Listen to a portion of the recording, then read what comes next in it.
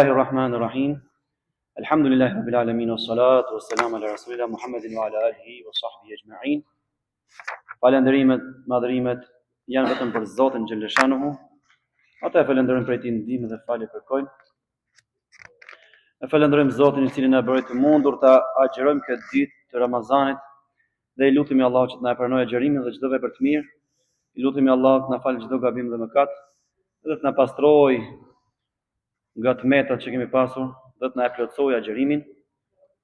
Folëm brëm për kategoritë që përfitojnë nga zakati, edhe ishin 3 kategori, të cilat janë të përmendura tek ajeti 60 tek sura Taube. Pra janë 8 kategori që besimtari musliman duhet t'ia japi zakatin. Grupi i parë ishte të varfrit, të cilët janë nevojtar por që nuk dalin për të lypur. Kategoria e parë janë personat e varfër që duhet t'u japsh zakatin. Grupi i dytë janë nevojtarët që janë 1 grad më poshtë të varfrit, të cilët edhe dalin për të lypur. Grupi i dytë që ju takon zakati sipas shariatit është edhe administrata e zakatit apo personat që merren me grumbullimin e zakatit.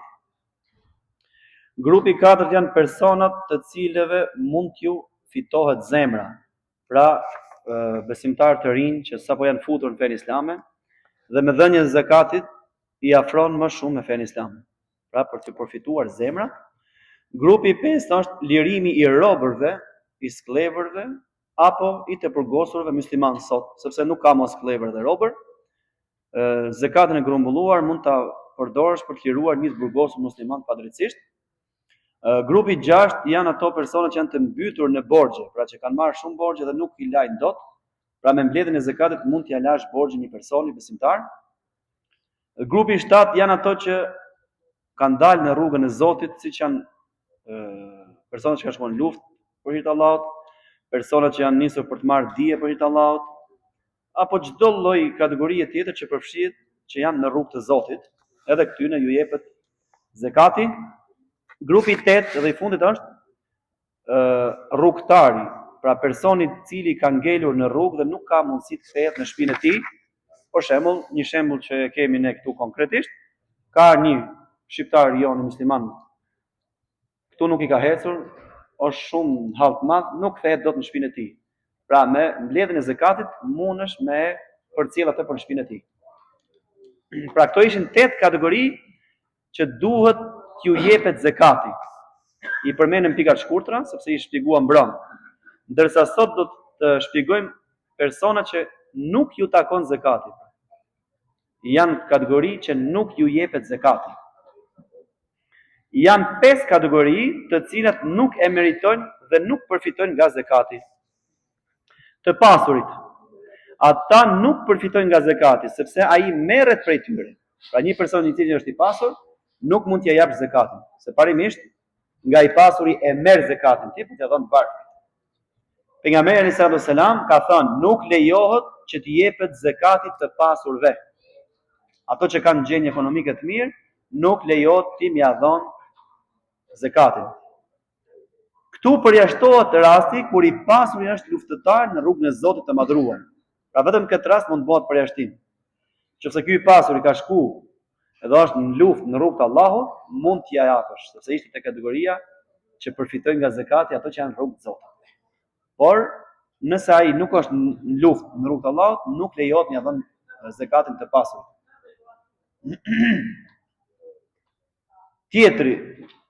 Kategori tjetër që nuk përfiton nga zakati është ato që janë të aftë për punë.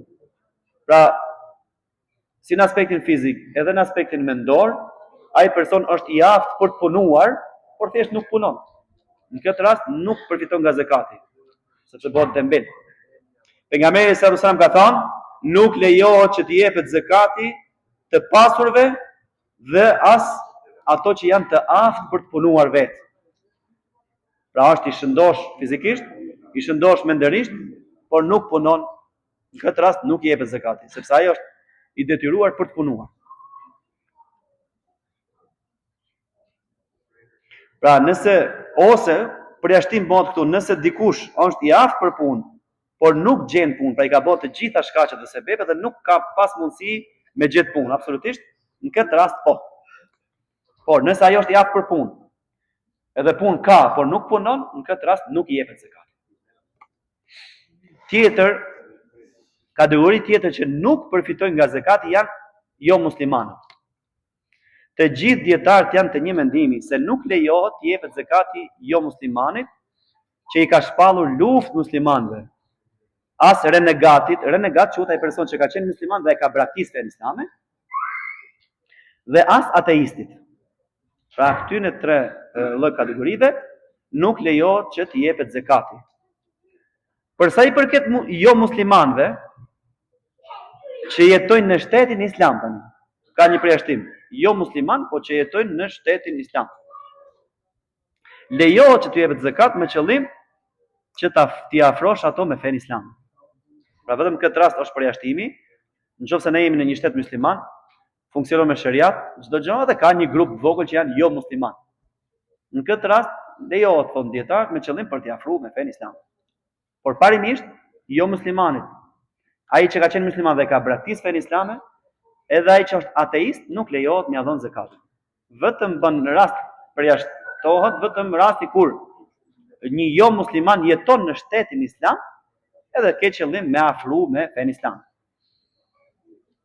Kategoria e tretë që nuk përfitojnë nga zekati janë familjarët. Nuk lejohet që bashkëshorti, pra burri, t'i jap zekatin gruas tij, sepse e ka për detyrë me mbajt.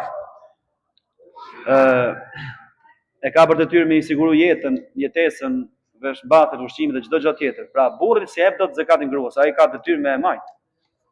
Nuk lejohet që zekati t'ju jepet prindërve. Pra ti s'mund t'i jap zekatin babës e nënës, se ke për detyrë me e majt babën dhe nënën.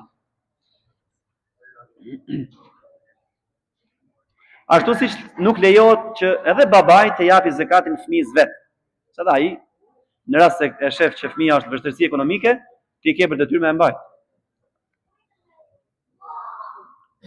Për shembull, këtu në këtë rast lejohet që zekati të jepet familjarëve të tjerë. Për shembull, vëllezërve edhe motrave, xhaxhallarëve, dajave, hallave lejohet me dhënë zekat. Pra baba nuk e jep dot fëmijës vetë se ka detyrim, as fëmia nuk e jep dot babës vetë zekatin se ka detyrim me e mbajt. Ndërsa vëllezërve, motrave, xhaxhallarëve, hallave dhe tezëve lejohet që të jap zekatin nëse i plotson kushtet për të përfituar nga zekati.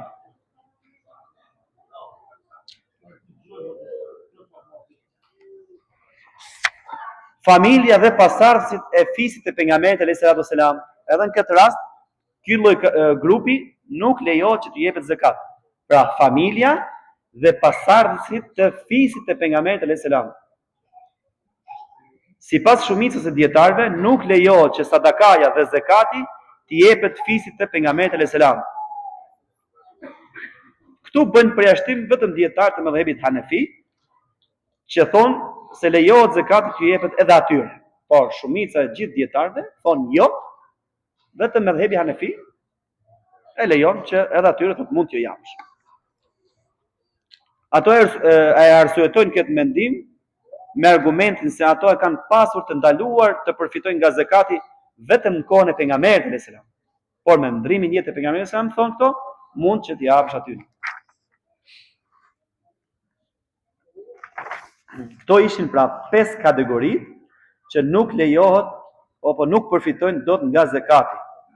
Të pasurit, personat që janë të aftë për punë, jo muslimanët, ateistët dhe ato që kanë qenë muslimanë dhe kanë braktisur islamin, familjarët, siç është babai, nëna apo burri me dhënë bashkëshortës, nuk lejohet, ndërsa lejohet të japësh vëllezërve, motrave, xhajallarëve, tezëve dhe hallave, po ashtu nuk lejohet që të jepet fisit dhe familjes së pejgamberit alayhis salam.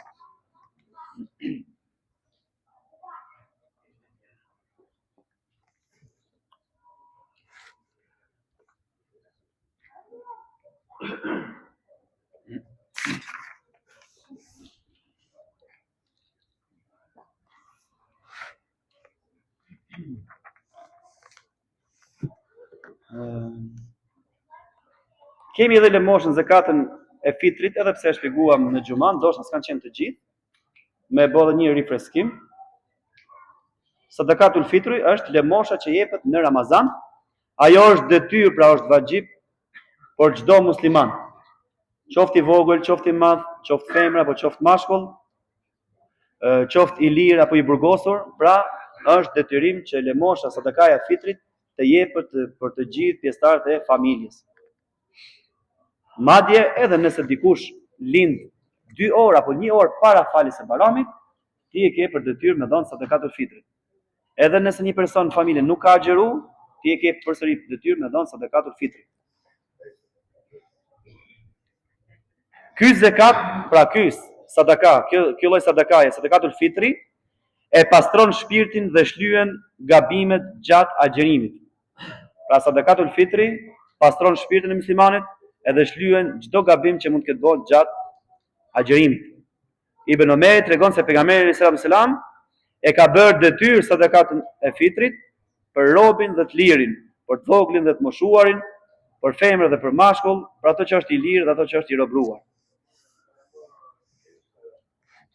Kush janë kushtet që duhet plotësuar për të dhënë sadakatul fitrit? Edhe kjo ka disa kushte që duhet plotësohen në mënyrë që të nxirret sadakatul fitri. Islami, pra të jetë musliman. Dhënia e kësaj sadakaje është detyrë vetëm për muslimanin. Pra një jo musliman nuk mund të japë sadakatul fitr, se ka detyrë, do si fillim të bëhet musliman, një herë thotë shahadetin, pastaj të jepet ta xherohet dhe të japë sadakatul fitr. Ibn Abbas tregon se pejgamberi sallallahu alajhi wasallam e ka obliguar sadakatul fitr si pastrim për agjëruesin nga thashethemet, nga sharjet, nga grimnjet dhe si ushqim për të varfër. Pra sadakaja e fitrit jepet për të pastruar nga thashethemet, nga grindjet, nga fjalët e pista, nga fjalët e ndyra, edhe normalisht edhe si ushqim për të varfrit. Liria, personi i burgosur apo që është rob nuk e ka detyrë që të japë këtë sadaka. Por përgjegjësihet për të e ka personi që është përgjegjës, pra. Vetë personi i burgosur apo person që është i robruar nuk ka detyrë, por familjarët e tij apo padroni i tij mund ta japë sadakan e fitrit pa person. Posedimi apo që ta kesh plotësuar nisabin e kësaj sadakaje.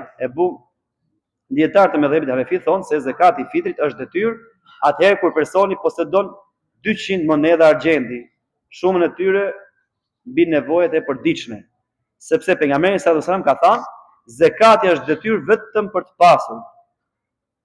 Dora e sipërme është më e mirë se dora e poshtme.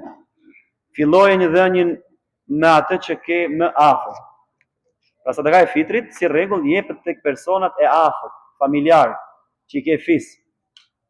Pastaj duke u largu nga pak. Po si fillim duhet shikosh personat që i ke aty rreth e rrotull ku shritu farafisin tënd, derisa nëse nuk gjen tek farafisi jot,